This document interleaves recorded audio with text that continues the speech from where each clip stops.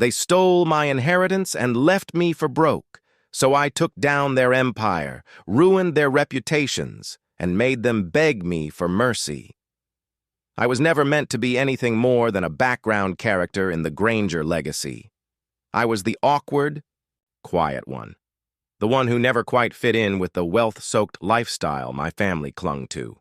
My cousins were paraded around like royalty. Their birthdays were in magazines. Their internships were hand-picked by senators and CEOs. Me? I was the kid they forgot at the country club. My name is Evan Granger, and I was the invisible heir. The Grangers weren't just rich. They were powerful. Old money powerful. The kind of family that got invited to charity galas they didn't donate to. My grandfather, Theodore Granger, started our real estate dynasty from a single duplex he renovated with his bare hands. By the time I hit high school, we had office parks named after us. I didn't ask for any of it. I didn't expect it.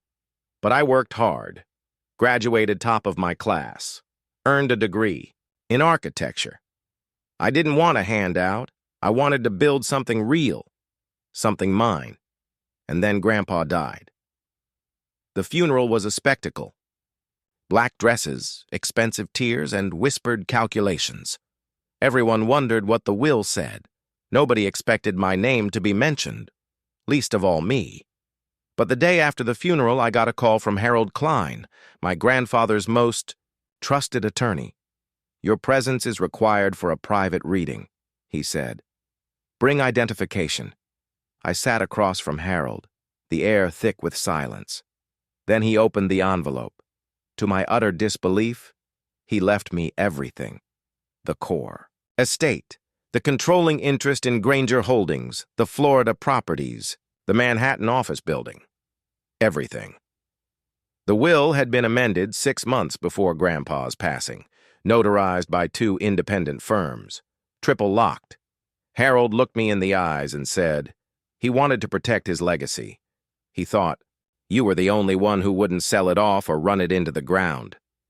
When my Uncle Martin found out, he didn't scream. He didn't yell. He smiled. That thin, eerie kind of smile that tells you someone just decided to burn your life down with a grin on their face. His son, Trey, my cousin, called me the next morning. He didn't even try to hide the disdain. "You actually think you're capable of running the family business?" he sneered. "This won't hold up. Trust me."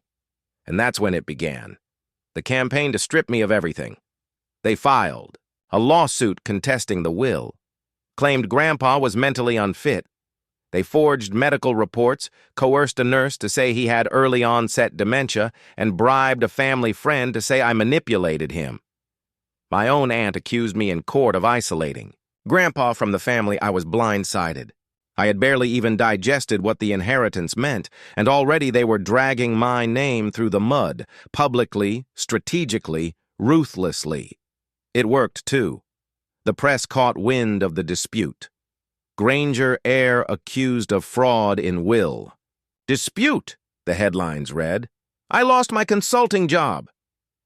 My mentor stopped returning my calls. One of my roommates moved out, convinced I was some kind of schemer. They didn't just want the inheritance. They wanted to erase me. Harold, ever. Loyal, hired a top-tier estate litigation team. We countered everything, debunked the fake medical records, got the nurse to recant under oath, disproved the timeline with verified video logs and signed emails from Grandpa. But it wasn't enough. Because while the legal war raged, Martin and Trey launched a whisper campaign across the business world. They told board members I was inexperienced, unstable, that I was selling off buildings, that I planned to move the company overseas. Investors backed out, tenants panicked, employees resigned. I was hemorrhaging credibility by the hour. That's when I found the bug in my office, literally, a listening device. Tucked beneath the underside of my desk, I had it swept, and sure enough, they'd been spying on me, illegally, recording strategy sessions with my lawyers, feeding it back to their legal team. We filed a motion immediately, and that's when things began to turn. The judge, God bless her, was meticulous. She reviewed everything, The bugging, the forged reports, the attempts to intimidate my legal team. The estate's audit trail. Her verdict was thunderous. The will stood. The inheritance was upheld. Martin and Trey were sanctioned. Their attorneys faced professional misconduct hearings. But it wasn't enough for me. Not after what they'd done. I could have walked away. Rich, victorious, cleared. But I wanted revenge. So I started digging. Quietly. Patiently. What I found wasn't just unethical, it was criminal. Trey had been embezzling from Granger Holdings for years.